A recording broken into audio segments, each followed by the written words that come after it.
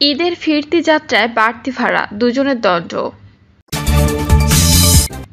এদিকে দেশের মানুষ এখন শুধু ভোট দিতে চায়, বললেন ফজলুর রহমান। জানাবো 10 মাসের শূন্য অর্জন, সমাধান দ্রুত নির্বাচন। এবং সর্বশেষ জানাবো ত্রাণের আশায় গিয়ে প্রাণ গেল আরও 40 ফিলিস্তিনির। শুনছিলেন সংবাদ শিরোনাম, এবারে বিস্তারিত। ঈদের ফিরতি যাত্রায় বাড়তি ভাড়া, দুজনের দণ্ড। কুড়িগ্রামের উলিপুরে যাত্রীদের কাছ থেকে অতিরিক্ত ভাড়া আদায়ের অভিযোগে 2 বাস কাউন্টার মালিককে অর্থদণ্ড দিয়েছে ভ্রাম্যমাণ আদালত। অভিযানে বাসের ভাড়া আদায়, কাউন্টারে ভাড়ার তালিকা না টানানোর জন্য তৃষা পরিবহনের মালিককে নগদ 5,000 টাকা ও মৌসুমী এন্টারপ্রাইজ 2 পরিবহনের মালিককে 5,000 টাকা সহ মোট 10,000 টাকা জরিমানা করা হয়। এ ব্যাপারে ভ্রাম্যমাণ আদালতের নির্বাহী ম্যাজিস্ট্রেট নয়ন কুমার সাহা সাংবাদিকদের বলেন, কয়েকটি কাউন্টারে আমরা সেনাবাহিনী সহ অভিযান পরিচালনা করেছি। যেসব কাউন্টারে অনিয়ম হয়েছে সেখানে মোবাইল কোর্ট আইন অনুযায়ী অর্থদণ্ড করা হয়। দেশের মানুষ এখন শুধু ভোট দিতে চায়, বললেন ফজলুর রহমান। বিএনপি চেয়ারপারসন উপদেষ্টা বীর মুক্তিযোদ্ধা অ্যাডভোকেট মোহাম্মদ ফজলুর রহমান বলেছেন, এখন শুধু বাংলাদেশের মানুষ একটা ভোট দিতে চায়। মানুষ 14 সনে এমপি ভোট দিতে পারেনি, আওয়ামী লীগ নিজেদের ভোট নিজেরা দিয়েছে, সেই কন্টেস্ট করেনি। মোহাম্মদ ফজলুর রহমান বলেন, 18 সনে শেখ হাসিনা তার বাপের নামে শপথ করে বলেছিলেন ফেয়ার ইলেকশন দেব, কিন্তু ইলেকশনের দিন দেখা গেল উনি দিনের ভোট আগে রাতেই করে ফেলেছেন। নিশিরাতের এমপি বানিয়েছেন তিনি, আর 24 সনে আমি আর ডামির ইলেকশন হলো।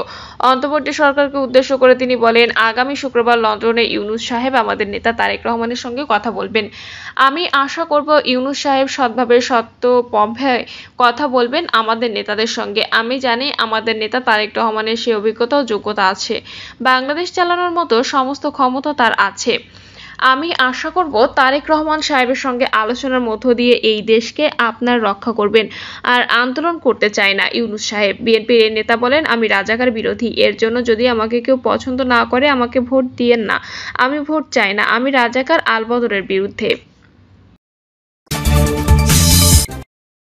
10 মাসের শূন্য অর্জন, সমাধান দ্রুত নির্বাচন। প্রধান উপদেষ্টা ডক্টর মোহাম্মদ ইউনূসের একটি আলোচিত তত্ত্ব হলো 3-0 তত্ত্ব। তার নেতৃত্বে অন্তর্বর্তী সরকার যেন ব্যর্থতার দিকে দিয়ে সেই শূন্য তত্ত্বের বাস্তবায়ন ঘটিয়েছে। 10 মাস শূন্য সংস্কার, শূন্য বিচার এবং শূন্য নিরপেক্ষতা দেখিয়ে অন্তর্বর্তী সরকার সম্পূর্ণ একটি ব্যর্থ সরকার হিসেবে নিজেদের প্রমাণ করতে পেরেছে। এটাই যেন সরকারের একমাত্র সাফল্য। অবশ্য এই 10 মাসে প্রধান উপদেষ্টা এবং তার উপদেষ্টা মণ্ডলীর ভাগ্যের ব্যাপক পরিবর্তন ঘটেছে।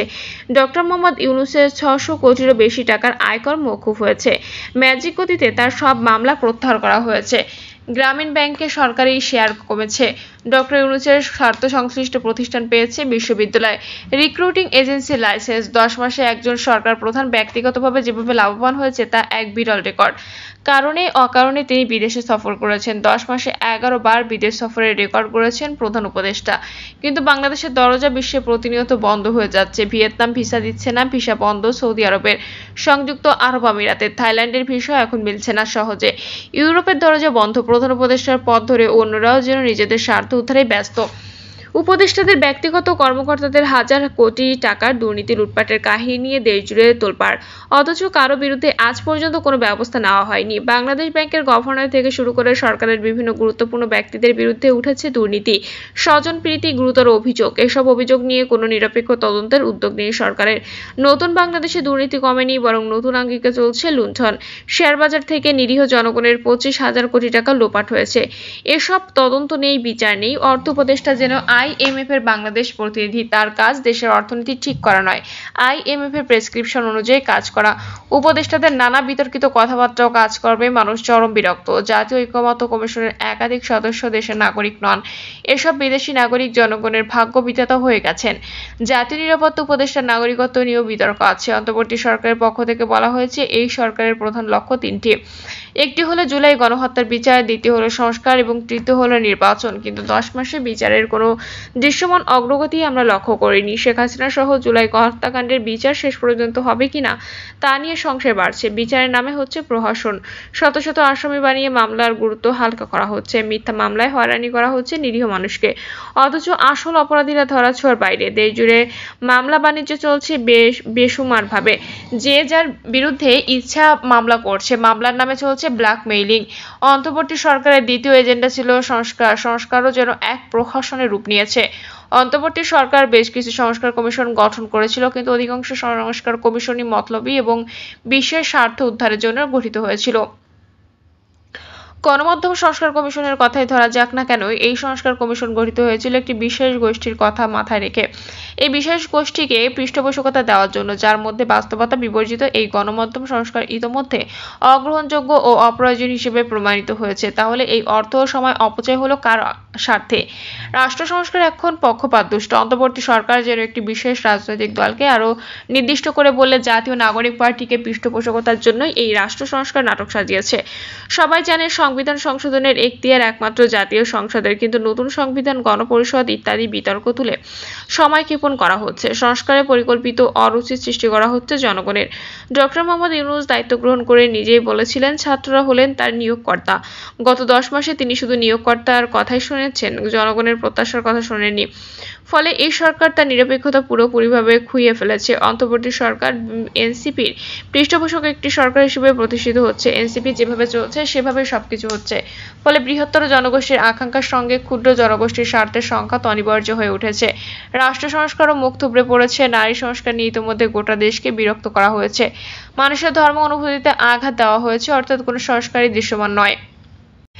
এসব সংস্কার দেশকে একটা জগা খিচুড়ি অবস্থার মধ্যে নিয়ে গেছে। সবকিছু দেখে শুনে মনে হচ্ছে সংস্কার সরকারের কালক্ষেপণ করা, নির্বাচন না করার একটি কৌশল।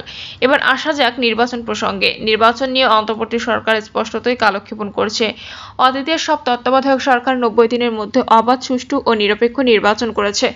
তারা এই সময়ের মধ্যে প্রয়োজনীয় সংস্কারও করেছে। তাহলে বর্তমান সরকারের এত সময় লাগবে কেন? এর কারণ এখন সুস্পষ্ট। বিশেষ একটি গোষ্ঠীকে সুবিধা দেওয়ার জন্য নির্বাচনকে বিলম্বিত করা হচ্ছে। প্রধান উপদেষ্টা নিজেই কথা রাখছেন না। তিনি বলেছিলেন নির্বাচন হবে ডিসেম্বরের মধ্যে, পরবর্তীতে তিনি ডিসেম্বর থেকে জুনের মধ্যে নির্বাচন হবে বলে ঘোষণা করেছেন। তিনি বলেছিলেন সংস্কার সম্পন্ন হলে জুলাই সনদ তৈরি হবে এবং সেই জুলাই সনদ চূড়ান্ত হওয়ার পর নির্বাচন হবে। সেই পুরো প্রক্রিয়া করতে কোনোভাবেই 3 মাসের বেশি সময় লাগার কথা নয়, অথচ 10 মাস পেরিয়ে গেল। এনসিপি যেন দল গোছাতে পারে, তারা যেন নির্বাচনের মাঠে বিশেষ সুবিধা পায়, তা নিশ্চিত না হওয়া পর্যন্ত নির্বাচনের তারিখ নিয়ে এই নাটক চলতেই থাকবে। এটা এখন সবাই বুঝে ফেলেছেন। ফলে অন্তর্বর্তী সরকার তার নিরপেক্ষতা খুইয়েছে। একতরফাভাবে এপ্রিলে নির্বাচনের ঘোষণা সংকটকে আরও গভীর করেছে। শুধু এনসিপি এবং জামায়াত ছাড়া কেউই প্রধান উপদেষ্টার এই ঘোষণায় সন্তুষ্ট নয়। দেশের সিংহভাগ জনগোষ্ঠীকে অসন্তুষ্ট করে তিনি কি একপেশে একটি নির্বাচন করতে চান? 10 মাস দেশে চুরি, ডাকাতি ও ধর্ষণ বেড়েই চলেছে। আইন শৃঙ্খলা পরিস্থিতির ন্যূনতম উন্নতি হয়নি, বরং প্রতিদিন অবনতি ঘটছে। দেশের মানুষ নিরাপত্তাহীন। দায়িত্ব গ্রহণ করে সরকারের পক্ষ থেকে বলা হয়েছিল ভারতের সঙ্গে দেশবিরোধী চুক্তি বাতিল করা হবে, কিন্তু 10 মাসে এ সরকার একটি চুক্তিও বাতিল করেনি। ভারত উল্টো বাংলাদেশের সঙ্গে একাধিক চুক্তি বাতিল করেছে। স্থলপথে ট্রান্সশিপমেন্ট বন্ধ করার নেতিবাচক প্রভাব ইতিমধ্যে অর্থনীতিতে দেখা যাচ্ছে। সরকার মূল্যবৃদ্ধি রোধে সম্পূর্ণ ব্যর্থতার পরিচয় দিয়েছে। সবকিছুর দাম বেড়েই চলেছে। নতুন বাজেট বাস্তবায়িত হলে দ্রব্যমূল্য আরও নিয়ন্ত্রণের বাইরে চলে যাবে। সরকার দেশের সুরক্ষা সার্বভৌমত্ব রক্ষা করতে সম্পূর্ণ ব্যর্থতার পরিচয় দিয়েছে। মিয়ানমার সীমান্ত দিয়ে নতুন করে 2.5 লাখ রোহিঙ্গা ঢুকেছে। ভারত প্রতিদিন পুশ-ইন করছে, অথচ সরকার নির্বিকার। প্রধান উপদেষ্টা বলেছিলেন ঈদের পর রোহিঙ্গারা ফিরে যাবে। তারা ফিরে যায়নি, বরং করিডোরের নামে নতুন সংকট তৈরি করেছে। রাখাইন রাজ্যে করিডোরের নানা নাম দিয়ে জনগণকে বিভ্রান্ত করার চেষ্টা চলছে প্রতিনিয়ত। মানবিক করিডোর, চ্যানেল কিংবা ত্রাণপথ যে নামেই ডাকা হোক না কেন, দেশের স্বার্থ বিরোধী। তবুও এ নিয়ে সরকার নানা কৌশল অব্যাহত রেখেছে। জনগণকে অন্ধকারে রেখে করা হচ্ছে সবকিছু। দেশের নতুন বিনিয়োগ বন্ধ, বাংলাদেশ শিল্প ধ্বংস, বহু কারখানা বন্ধ হয়ে গেছে নিরাপত্তার অভাবে। জ্বালানি সংকট, ব্যবসায়ীদের বিরুদ্ধে হয়রানিমূলক মিথ্যা হত্যা মামলা অর্থনীতিকে রীতিমতো অচল করে দিয়েছে। দেশের অর্থনীতির লাইফলাইন হলো বৃহৎ শিল্প প্রতিষ্ঠান। অধিকাংশ বড় শিল্প গ্রুপগুলোর ব্যাংক হিসাব জব্দ করে তাদের দুদক দিয়ে হয়রানি করা হচ্ছে। বিদেশি বিনিয়োগের নামে কোটি টাকার বিনিয়োগ, সম্মেলনের ফলাফল শূন্য। প্রিয় দর্শক, এই ছিল এখনকার সর্বশেষ সংবাদ আপডেট। সব সংবাদ পেতে চ্যানেলটি সাবস্ক্রাইব করে বেল আইকনটি ক্লিক করে রাখুন।